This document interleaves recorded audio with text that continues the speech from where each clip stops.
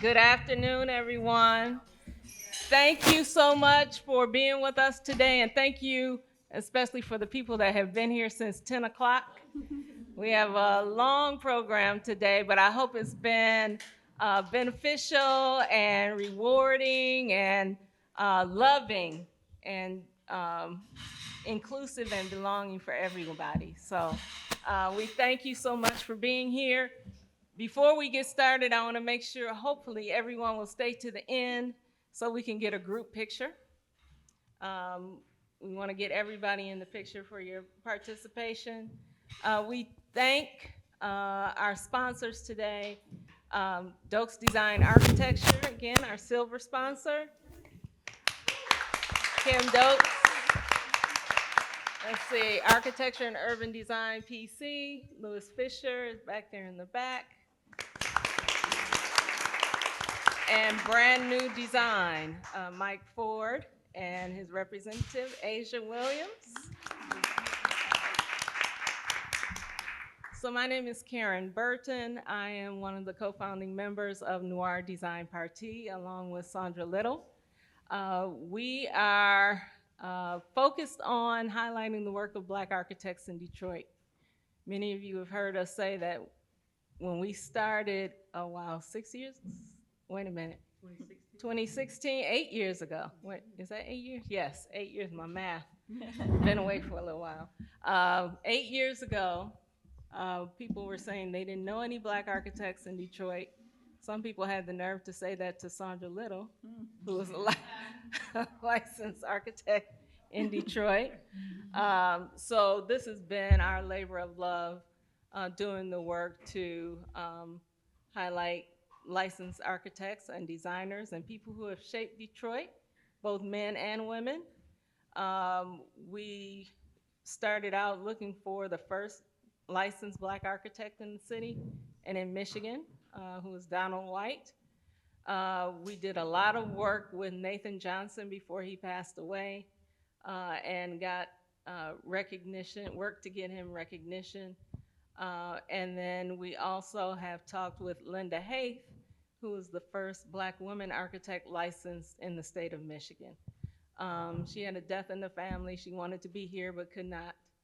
But we are going to get her at some point to come and talk to all of us about her journey and the things she went through.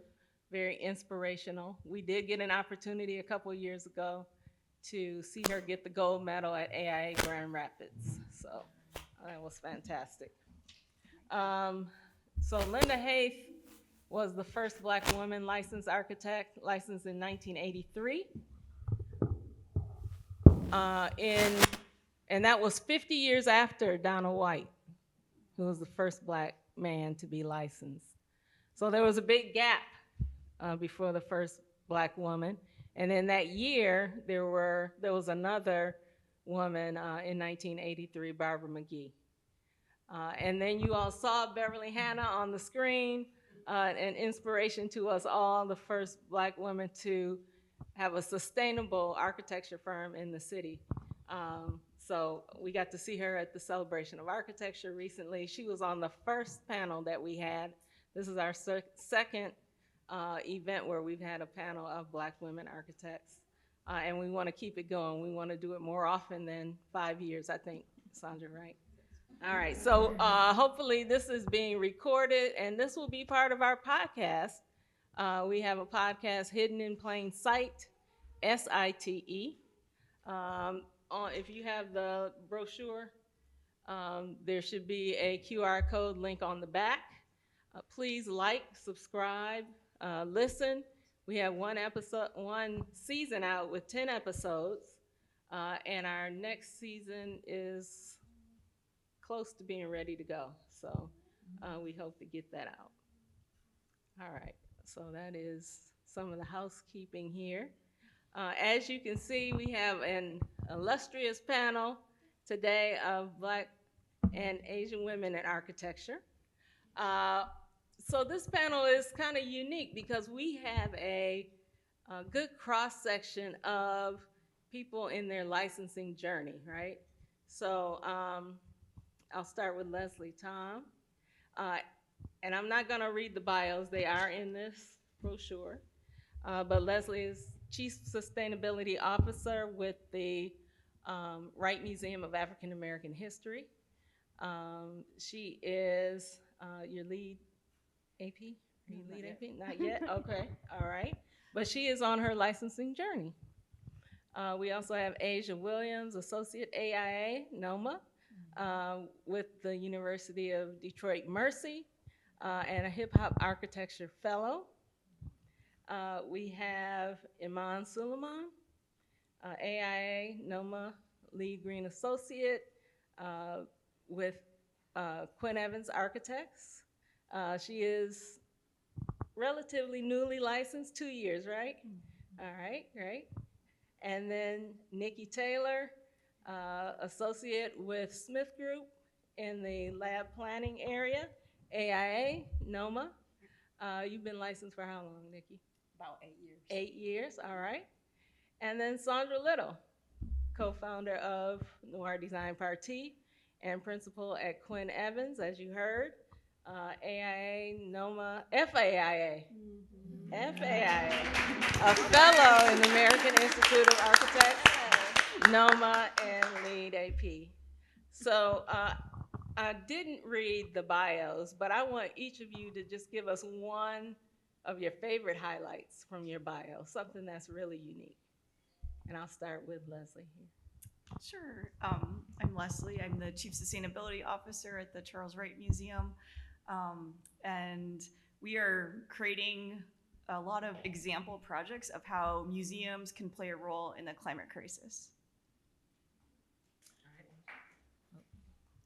Okay, I am Asia Williams. I recently got my master's degree in architecture this May at University of Detroit Mercy. I became a hip hop architecture fellow where over the summer I hosted a series of hip hop architecture camps around the country. And now I am a co-professor at University of Detroit Mercy teaching hip hop architecture. Hi everyone, my name is Iman. My favorite thing about my bio would be my discovery of my own identity in architecture. For a long time, I felt that it wasn't really inclusive of everyone. And so that was, while I was doing my licensing, I was also going through that journey of self-discovery, so. Hi, everyone. Again, Nikki Taylor.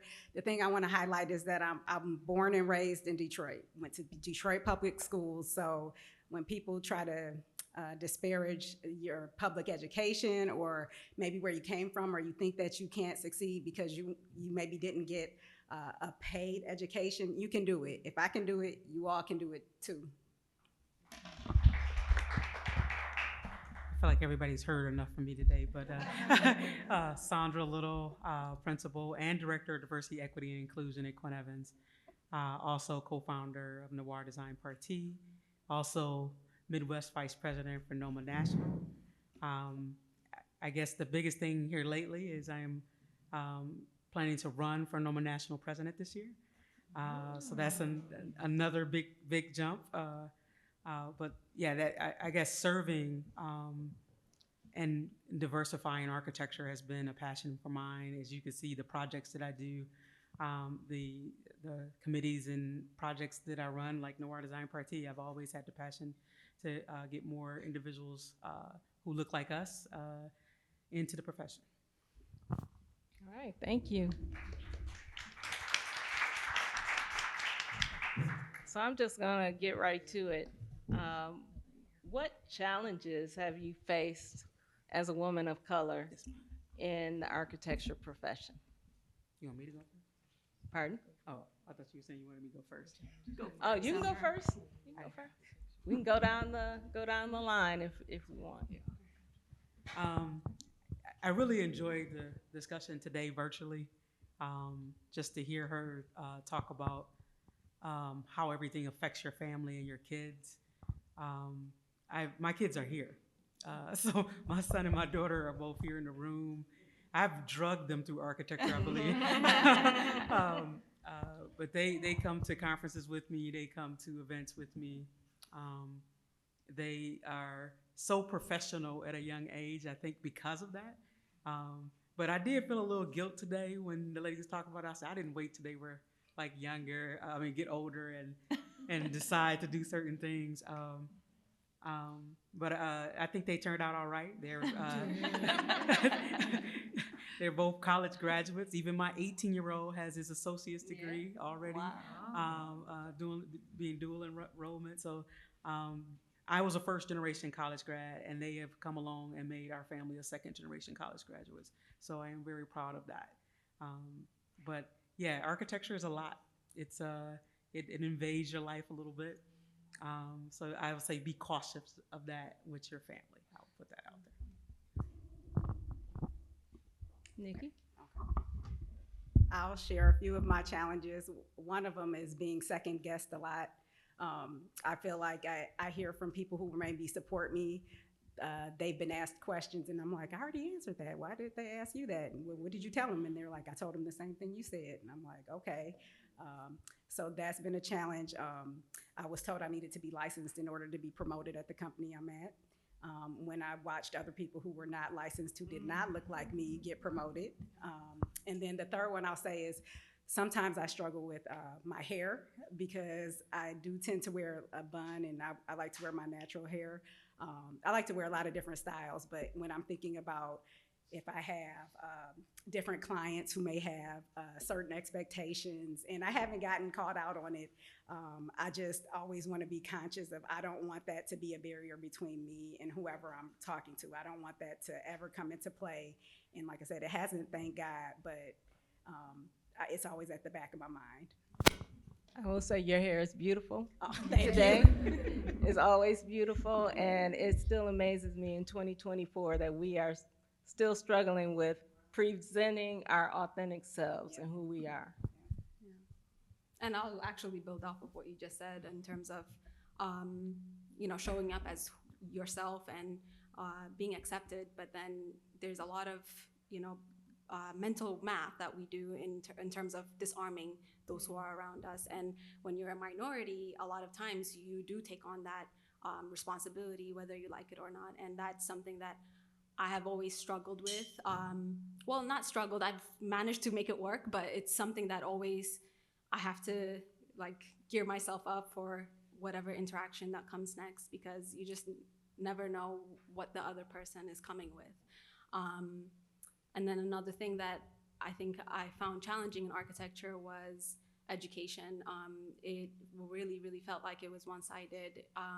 For a long time, I was asking, where's the rest of the world being represented in architecture? We only see Egypt and Africa, right? And so that I've questioned it for a long time, and it wasn't until a course that was challenging architecture and as it is, as we know it. And that's when I started to have my own identity crisis and, try and figure out how do I make myself fit within architecture fit architecture for me, not fit myself into that box that was already created. Yeah, that's how I said a lot, but a lot of challenges, all good things though. Yes. Thank you. So I would say more of my challenges more so focused on my confidence. I would say coming into architecture, I didn't see a lot of people that were my skin color, or a lot of people that grew up in the neighborhoods that I grew up in. So finding my way through architecture, being able to express myself the entire time, not just trying to put up this facade of just trying to fit in. I feel like that was more so of a challenge. But I think as I started to grow throughout and go to programs like the convention, the NOMAD conventions and things like that, I began to grow my confidence. There are people out there that are like me. There are people out there that came from not the best neighborhoods. There are people out there that came from the inner cities that grew to become these professional people, and that I can become that professional person, and I can grow past the fact that maybe in my studio or at the job I work at, there are not people that look like me, but I am that start to let people know that this space, people younger than me, the youth, can come in that look like me and can grow in the way that I did. Great. Well, I want to just add on, I feel so grateful to share this stage with all these phenomenal women. And anytime Karen, Burton, or Saundra Little ask me to do something, I will say yes, because they put in so much work to help break down these barriers. As for me, I feel like I often don't get invited to the table for a lot of technical discussions or design discussions.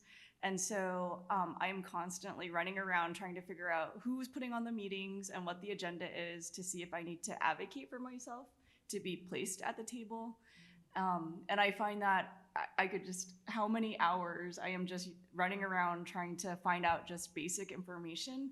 So I'm having to develop a lot of advocates around to just make sure they can tell me what's going on or if I need to be there, and almost help me get into these tables.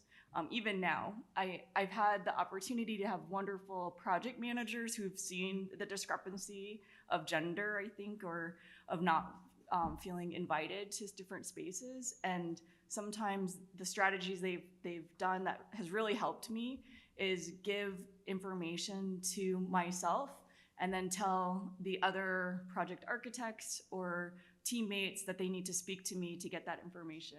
And so it almost forces a conversation and a power dynamic that allows me to kind of be a contributor without much heavy lifting from the group. So I share that.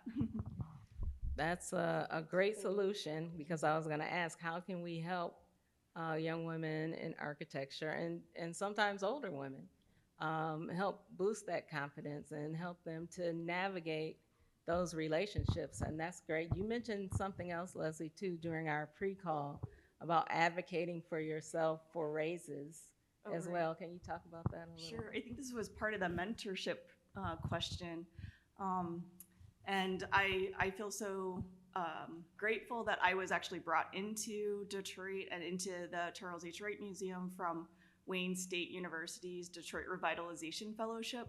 So that's a mid-career professional 2-year fellowship that allowed mostly architects, urban planners, lawyers, and community development folks to gather into cohorts. There's now about 75 of us running around Detroit, and it's a model for other cities as they develop how equity and inclusion could be brought at the city level. But one of the things that they brought to as a resource to all of us was executive coaching. And so now I actually advocate in my budget to have an executive coach. And it's great because I can pay for a number of hours that I can then lean in on someone who has expertise to help me navigate the tables for being able to be that a teammate, to be able to advocate for myself, to be able to understand how I can push policy, budget, and my work to best be able to be my best self. Is there anybody else that may have a couple of solutions for boosting confidence and resilience in the architecture profession? Go ahead, Nikki. So I know that there are some programs out there now. Like a couple of years ago, I was a part of the Christopher Kelly Leadership Development Program, and I know I'm a bit older for the program, but one of the things I struggle with sometimes still is like, I'm a leader, but I like to fill in where I'm needed. I don't necessarily want to be out front, or I'm not seeking necessarily that recognition. So learning that the program taught me that there's different types of leaders. So that gave me more confidence to be in the role that I'm in now. So I would say seek out those opportunities if you have them. And I ended up being the co-chair last year because of my experience in the program, and the director saw something in me like, wow, you turn your assignments in on time and you have it together. I'm like, yeah, I'm a little bit older too. So, and then if there's programs at your company that you can take advantage of, maybe it's not like necessarily a set program. Maybe it's something like you have a justice, equity, diversity, and inclusion program, or maybe there's some other affinity group that you have at your firm. Or that you have access to, that where you can join people who will build you up, or maybe you have a chance to present at a smaller scale than versus I'm kind of terrified of public speaking, so I don't want to speak in front of everybody, but maybe there's an opportunity to be on some kind of committee that you can get some experience so that when it is time for you to present wherever to clients or at a conference or whatever, you have that experience in. That's great. I guess I would say the best way to advocate for yourself is to learn too about the business of the profession, like the business of architecture, the business of how projects come together. That knowledge helps you to get into doors that we didn't get that knowledge base in our architectural education. It was not, I didn't have an entrepreneurship class at Lawrence Tech. When I went to school, I had a professional practice class. So I learned about contracts. I learned about, all the different parties of that contract. But I didn't learn about entrepreneurship. So that part is at the root of every firm that's out there. And that's something that I think puts you at an advantage of whatever firm you're in if you learn those parts of entrepreneurship. Now, there are a lot more resources out there than it was ever before for entrepreneurship, especially in Detroit. I have to say Karen Space Lab Detroit is one of those. So like-minded people and like-minded entrepreneurs coming together. I had to get what I call my living MBA. I started my practice when the lady on the call said she wasn't employable. I bust out laughing, but that was.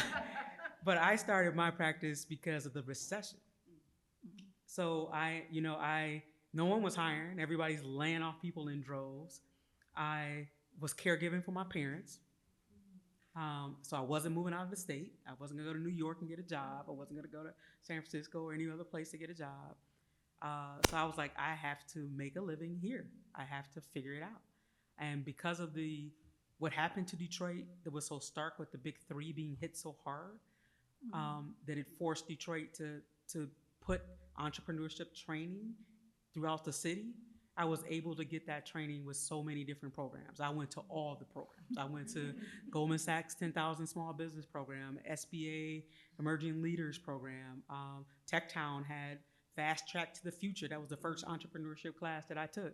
And I learned what it takes to run a business. And that's something that will give an advantage to anyone sitting at this table if you learn how to run that business. And that's not necessarily, it doesn't have to be your own business, but if you can provide that input to a firm that you're working at. Yes. That's I know where beneficial. we can get a client. I know how Right. we can make money. It's just, yes, they will invite you to the table. Right. So we have a whole group of people here that I know are passionate about women in architecture, women in design. So if you are seeking a mentor, a sponsor, or just someone that you can bounce ideas off of, I think this is your group. I hope that we stick together and we do this more often. But what really resonated with me with Kathleen, the speaker, was that she said, speak your goals out loud.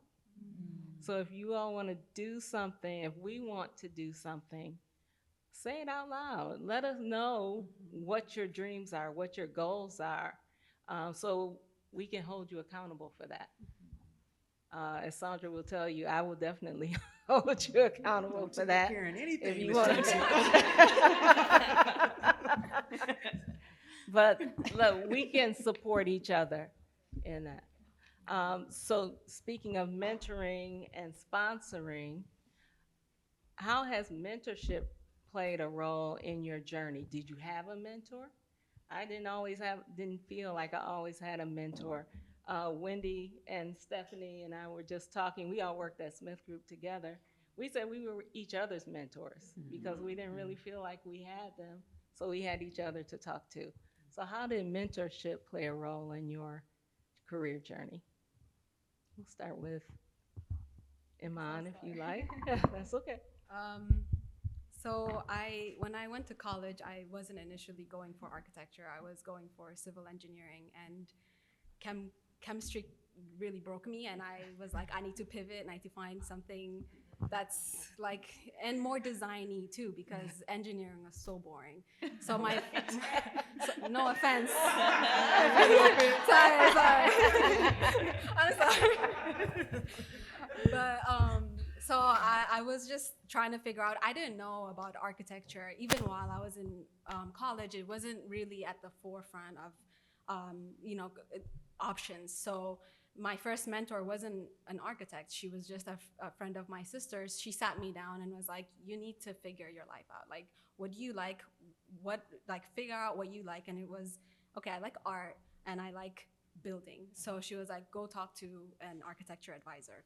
And she didn't necessarily handhold or anything. She just kind of told me, go, like, you need to go right now. Stop talking to me about this. And she was kind of like an older sister. And then along the way, though, I've had many mentors that took me on. And anytime I had a question or a challenge, I would just go to that person. And Saundra is my mentor right now at Quinn Evans. And she's like my person that I go to for any question and everything. And I don't think that a lot of the things that I was able to accomplish would be realized without my mentors, because these things don't just manifest themselves. It's like by talking to others, getting ideas. And so I think mentorship is like one of the biggest and most important things for people of color, I think, especially in a profession where you're a minority and you don't have you just don't know who is your advocate. So if you can find that person that is your person, like, stick to them is what I would say.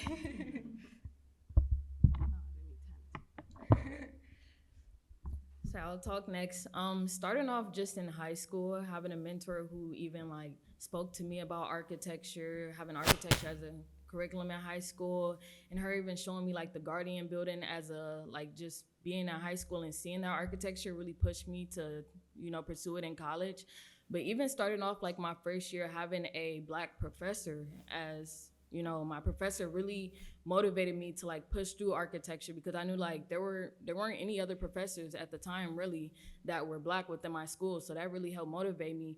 But even going through like Project Pipeline as a high school student, Kimberly Dowdell was actually one of my critiquers, and she gave me her number when I was in high school. And now seeing how she became like the president of AIA really like impacted me, and just shows you how strong mentorship really is that you might start off just as like this young person in high school, and now me becoming like a co-professor really expresses that mentorship throughout my years of college, even having like Mike Ford as one of my professors in college, and now I'm working with him, hosting these hip-hop architecture camps and hosting the hip-hop architecture studio, really shows you that this mentorship, like any mentorship, just getting to know people, connecting with people, really provides like a strong sense of like, I can make it, I can do this. And not only like I can do this, but also I can help other people do this. And I can utilize, the connections and the mentorship that I done throughout my life. I can utilize that to help other people out, but to also push for like my architecture practice. And it really helped me understand that there's more to architecture than just, creating a building or like a sense of space. It's really the people and the people within the space, and, the impact that space have on like the community surrounding it.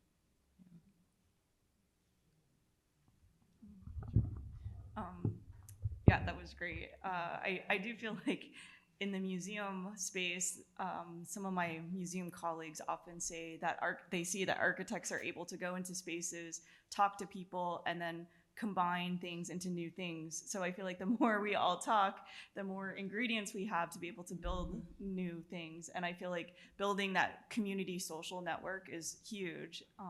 And I feel so grateful to be able to build this with events like this or one-on-one.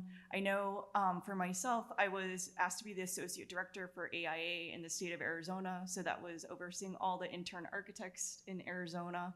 And I had a professor who had just recently retired or was retiring that would meet with me every 2 weeks to have wine and cheese. And that was just invaluable to have that sort of opportunity to keep meeting with someone, to keep talking. And so I've found many similar folks here in Detroit to help me with that too. So one of them is Dobbles from the African Bead Museum, Etta Adams, who was one of the museum volunteers. And these are all people who have just so much experience and wisdom in a space and are able to help me connect to people and ideas that really just help ground me in what's important maybe in like 50 more years. And so I just feel like really seeking out those types of people, and I think people may not even know that they are my mentors, like Karen and Saundra, and that you know, every time I see them, it's like, just how can I listen and learn from all of these experiences? Right. Is there a way that our educational institutions, particularly when we get into college for architecture, can those colleges and universities play a role in mentorship? And are they playing a role now in mentorship and guiding people of color and Black women and Asian women in architecture? Asia, I think you're the closest to recently graduated and currently working. Well, I would say that I think, yes, in a way. I think that programs like AIAS and NOMAS really play an important role in those mentorships. I think going out to the conferences as students and meeting, you know, people that are like within the field, and them like coming to the school for talks, for lectures and things like that, really helps that mentorship role. I think also utilizing, like, you know, maybe like the master students or like the about to become like graduates to really play like a mentorship role within like the environment and studio really helps a lot. I know there's a lot of times where like some of the freshmen will like come and check out like the upper level studio rooms, and some of the upper level studios would come in like into the freshman rooms to kind of like help that relationship out. But I think that schools, I wish that schools in a way would help really push like these conferences and these lectures more, so that way, you know, the students can really utilize that information and utilize the people that are in the field to the best of their abilities, so that way, you know, when they come out into the field, they have a sense of what they're getting into. Wow.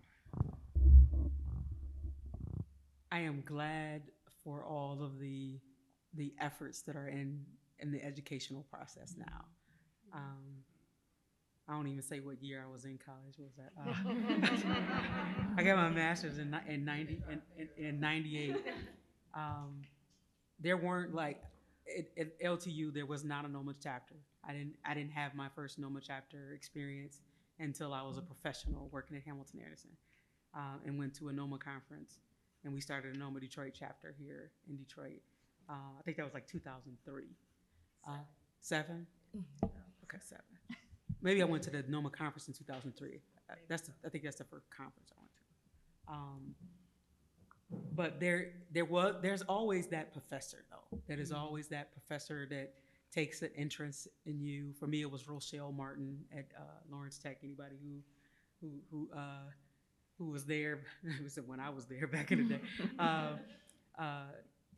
There was a waiting list to get in her class. Like it was just like you had to register early to get in her class. You know, and she just was like, "You're a great designer." I mean, she spoke life into me in her class. And when I came to Stumbling Blocks, you know, she was like, "Your project was great, but you should have told me you ain't know how to talk about your project. We could work on that." And she helped me, right? She helped me learn how to, you know, express the design things that we were talking about, and take on a design crit, which is a whole nother aspect of the profession to, you know, adjust to. But you always find that person along the way. And I've had mentors all the way up, I mean, still to today. There are so many mentors within the National Organization of Minority Architects. I can't even begin to speak on all the mentors I have now, people who were firm owners, people who were NOMA past board members.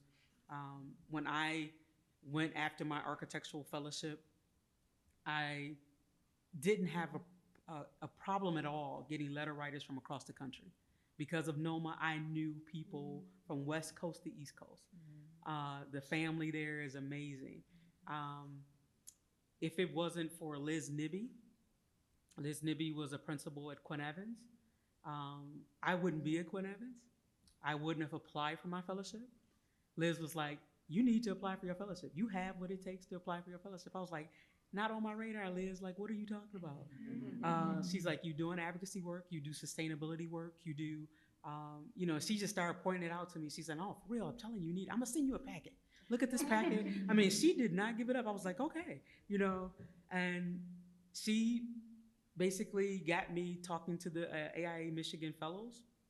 If anybody wants to talk about the path to fellowship, please, reach out to me, please. I will be happy to talk to you about it. Because if you're doing the work, you are eligible for fellowship. It's just a conversation in your mind to get past it, because that's what I had to do. And you can apply for fellowship. But yeah, there's always mentors that come into your life at different times, but at the right time. Right. And I think a lot of times we think of the fellowship for someone who's been in the profession for a really long time, and that may not necessarily be the case. But we think of you as young, Saundra. So I want to get into, we're talking about fellowship, but you have to be a licensed architect in order to be a fellow. Tell us about your licensing journey, and we'll get into, you know, how other people can get licensed, other women can get licensed, and what that's like for them, how they can get on track if they want to get on track for licensing. But just let us know what your licensing journey was like. And we can start at the end with Saundra. Oh, you gonna start with me? We'll start with Saundra. Well, I think we'll go in order. So we'll start with Saundra and then Nikki next. I talked about this on my call when we had the prep call, and everybody was like, what? Wow. So I was licensed before I was 30. But I have an ARC story. So Katherine Williams, who started the Black Women Architecture Network, she was going around collecting stories from architects of color about what was your process to licensing, right? It's still up online. The whole story is up there. And Katherine asked me to write it during the pandemic, and I'm like, yeah, I'll get to it. I guess I do this a lot. I'm like, yeah, okay. And I was reluctant to write the story. So I got licensed in the middle of a divorce. And that's why I was reluctant to write the story. I buried myself into the studying process to process what I was going through. And passed all 9 exams first time, all the way through. And I was talking to Nikki about the story, and I talked about my daughter in the story. She's like, wait a minute, which one of your kids were the daughter in the story? I said, that was my daughter. She was like 3-4 years old when I got licensed. And like I said, it was just my way of processing. It was a struggle. It was, I mean, it's hard testing, but, you know, and it takes a lot of time to study for it. Mm-hmm. And that's what I was able to do to process what I was going through. So I was at Starbucks 3 days a week and studied for my exam. And I was there so much, Starbucks was like, hey, here's the new drink out. You want to try the new gingerbread latte? Yeah, I got to taste that. You know? But it was a blessing to get through the process. I have to say that. Before then, I didn't have the confidence. Mm-hmm. I was not very much like Saundra Little, but very much like the whole fellowship thing. No, that's not for me. I'm like, for testing, I was like, I'm gonna wait. But then I dug in and have it take. So don't let your mind talk you out of what you do. I'll say that. Yes. Yeah. But the story's online, so I wrote it. So that is not my testimony. Right. I was over 30, almost 40 by the time I got licensed, but I started in the 3.1, which was the 9 exams. And I was like, I'm gonna take the hardest one first, and then when I pass it, I'll like finish all the rest of them. So this was like, 2007, December. And back then, you didn't get the results right away, right? You got an envelope in the mail, 2 months later or something like that. And at the time, my sister lived with me. And she saw the letter came home and she held it up to the light and she saw that it said fail. Oh, no. And so she hid it from me for like a day because she didn't want me to be like, say, I know, I love my sister. But when I got it, I was all excited, right? So I opened it and then I saw it and I was like, this must be a mistake because I don't fail anything. Like, I don't understand. And I was like legit depressed for like a year. And I was just like, I don't understand how do I get past this? And so then fast forward to, I think 2011, I passed my first exam and then I stopped taking exams until I had a coworker who was 10 years younger than me taking exams, talking about how she was going to be my boss. And I said, oh no, you will not be my boss. So it took like 2014 and 15. And I will say this, that wasn't the only fail notice I got. And so I got a total of 8. So I put it out there for anyone who might be discouraged. Like, I would allow myself to be sad about it for a day, and then I would be like, all right. And then I believe in God, so I was like, it must not be your time. I did the best I could. If I knew I studied the best I could, I tried to learn more and take more practice tests so the next time I could pass it.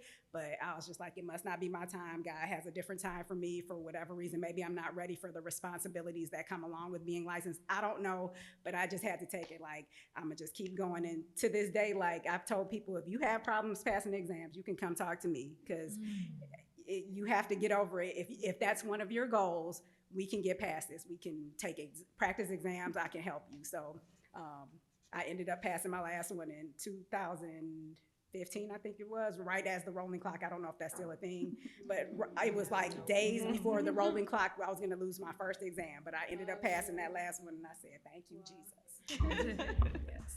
That's great, though. You found that incentive. The coworker not being your boss and getting a raise and getting promoted. That's so funny you say that, because I did the same thing. I took the hardest one. Oh. To see. And I failed. And I didn't probably prepare for it either. But I got my licensure during the pandemic, and like Saundra and Asia said, it's just about the time and the energy and the focus that you have to put in it. And the pandemic was perfect because we couldn't go anywhere. We were locked up. And a group of friends from college, I just contacted them in architecture. I was just like, let's all get our licenses. How about we do that? And they were all in the same boat. They couldn't say no, like, this is what you have to do. You don't have anything else to do.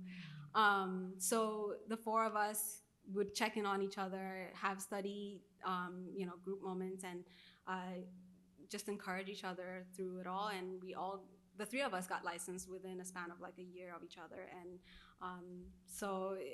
by the end of the pandemic, it was grueling. I failed so many times. Like, I think I did come to a Jesus moment, or I just had to be like, okay, like, failing has to be normal, because the first couple were very depressive and I didn't even want to study. But then working for a company too that supports you with all the resources, paying for the exam time, even paying for the exams, that was a huge help, because it doesn't put that much pressure on you to feel like you have to get everything or you have to study because it doesn't always show up. So having that flexibility or even the financial resources is so crucial. And I think that's why I love being at Quinn Evans. I'll say that. But yeah, I love being at Quinn Evans because they really invest in their employees, and there's never been a time where I was told no when I'm asking for. Even I did at the Christopher Kelly leadership program 2 years ago, and there's no, if you want to improve yourself. So my point is, if you have a company that you work for that give out those resources, take full advantage of them. And that's what I did. But yeah, that was a nightmare. I won't do it again. Never again. So Asia, you're a recent graduate, but what do you think your licensing journey is going to look like if you're going to get licensed? Well, so I have been getting a lot of my hours recently. I think I have like 2 more categories of hours to get through. And while my studying life is still fresh, I'm hoping to we'll start taking the exams in April. I hope I won't fail as much, but we'll see how that journey goes. But I'm coming in pretty confident. So we'll see. Yeah. All right, now you got people who will. Yeah, I'm gonna be solid, y'all. Like, if I fail, I'm like, We'll have a fail party. yeah. Yeah, I guess I need all the help too. Like I took the easiest test when I first graduated. In Arizona, you could take tests as soon as you graduate. So I signed up for programming and I passed it, but then the 5-year clock starts. And so I finished 8 more of the exams and passed it, but then I went to grad school. And then after grad school from UC Berkeley's information management systems, no one could understand my language as an architect. And so I had to start taking like the boot camps for UX design, user experience design, just so I could learn the language of how technology and design kind of intersected. So I ran into my 5-year clock, and now that the 5-year clock is over, and I was taking everything in 3.1, none of my exams count, and so I have to start all over. But AIA Detroit gave me all their study books, and they're all in my living room, and I'm planning to start this journey again. You got this. I think one thing that motivates me is that since I am at a museum and I already finished my IDP, the Internship Development Program, I really want to be able to give internship credit to interning architects because we have developed a digital twin smart museum. We've been able to put in sensors to be able to get feedback into our energy modeling and things like this. And so just to be able to allow internships and experience for people, architects especially, because we are so heavily invested in the built environment and design and landscape interiors that I'm gonna pass these exams so I can start to give credit to people. All right, great. And Tiffany has already said that NOMA will help with using black spectacles and other tools to help people get licensed. So if you're working towards your licensure, be sure to follow up with NOMA and find out how you can get that help to get going. And then let us know also that you're doing that so we can give you a little push when you need that. So Leslie, you've talked about getting your degree in information systems. Technology is playing a bigger role in architecture. I'm dating myself a lot. When I graduated, when I was in college, we did not have CAD. I had to teach myself AutoCAD so I could keep my job. Iman is looking at me like, wait, what? How old are you?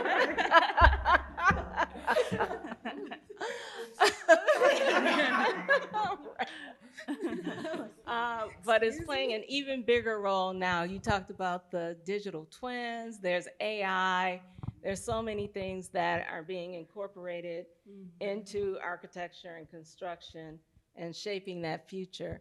As women of color, how can we lead that change of integrating technology into architectural design, into our professions, and into our communities? Sure.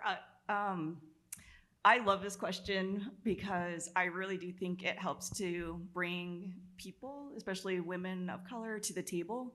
I know that there's a lot of industry speak out there, and sometimes people will speak to you in these kind of foreign languages so that you don't feel like you're invited at the table. And I feel like when you actually understand data and you can talk in terms of databases or relational databases, as a lot of the building information models are created, that it kind of allows you to be able to ask questions of like, where is the information, and just have a very neutral kind of language to be able to ask for things. I know that even at the museum, we're off-gridding a number of our events so that we can bring in solar power to be able to have zero carbon events. But that means that I'm working with service providers that I need to know how much energy they're using, or to some of our performers of like, how much energy do you need? And so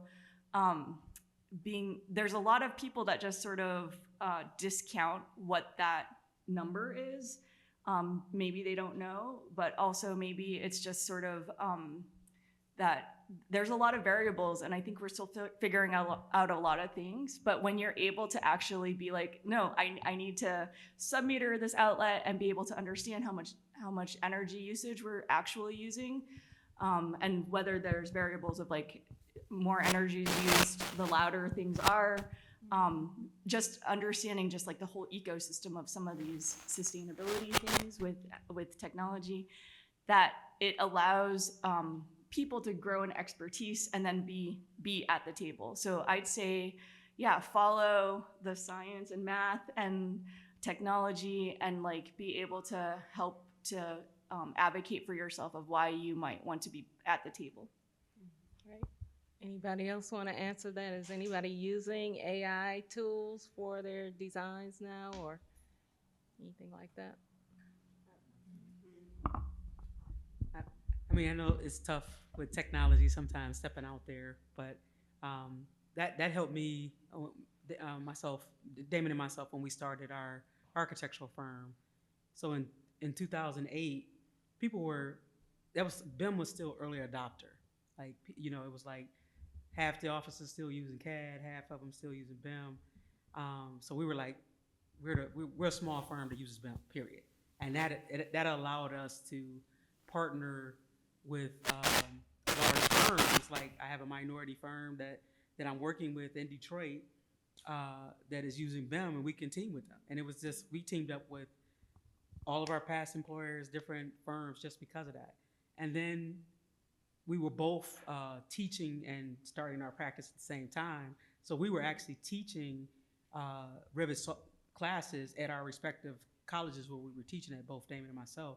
So we started to say, when we got contracts, we like, oh, we brought in NOMA members to our firm and trained them on BIM.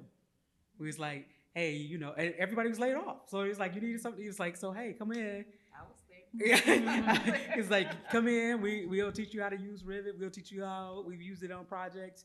And then they turned around and worked as contract employees for us. So it's like, it was just a business relationship tool that ended up working for us as well. And then just to close it out, we were talking about mentors, and I failed to mention my business partner, Damon Thomas, has been a great mentor to me. We've known each other since Lawrence Technological University and have leaned on each other heavily to make it through the profession. We were talking to ourselves, like, we go into a pre-bid meeting, right? We're business owners, you know, and we had to talk ourselves into it, right? It's like so build each other's confidence up to make our firm a success that it was. So definitely want to put that out there. And to add on some of the technology resources, not only just for minorities, but specifically for the youth, working with the Hip Hop Architecture Camp over the summer, we use a program called Tinkercad, which is basically a kid's version of CAD, where these like middle schoolers and high schoolers were building like immaculate models of like their businesses with simple just block materials, which showed you how just starting off with this like more simpler version of Tinkercad can then like promote them to a higher level of AutoCAD when they do get into the architecture field. Yeah. Great, thank you. And are there any other innovative ways that we as women of color can encourage people in the architecture profession in general, and encouraging the growth of architecture and youth in architecture? Do we have a unique perspective that we can bring to our communities in design? I would say definitely culture. I think Culture. Yeah, culture is a very unique perspective. I feel like where you grew up, you know, the person that you grew into, you know, you have your own perspective, and being able to utilize that perspective to further push your career and to, you know, influence the youth and to really like project yourself and like kind of like teach without like knowing. I feel like just going around when I was talking to everybody, I learned so much just about like where you from like a short conversation really shows that just being a woman and being able to showcase like, you know, yourself, like your natural self to other people is really important. I think that's a great ending. I did have one last question that we had talked about, but I think you saying that as a woman, showcasing our culture and who we are, that can be a huge influence on our community. So everybody will get just a couple seconds to answer this last question. What does the future of architecture look like if we successfully cultivate the next generation of women of color architects? Anybody want to tackle that one? I don't know if this is a non-answer, but I feel like it would be way more compassionate. I feel like us as women and, you know, women of color, we know what it is to be marginalized. And I think our work would reflect that in the future if there are way more women of color in architecture, because oftentimes we're not necessarily considered. And so I think we would be thinking about those who are being marginalized even beyond ourselves. So that's that's what I think. That's a would great be. answer. Yeah. Great answer. Okay. I think that's it. I think that's what we end on. That was a great answer. We can't say anything more about that. So thank you all so much for your time and attention. Thank you to our panelists. We appreciate you all so much for coming out today. And we do want to get a group picture before we go. So thank you. Thank you again to our sponsors and to the Love Building. We appreciate this space. This is Detroit Month of Design, as every September is. We don't have the booklets here, but the schedule is online, so there are other events going on all month. Find some other things to do design related this month. Thank you. Thank you, Saundra and Karen, for organizing. Thank you.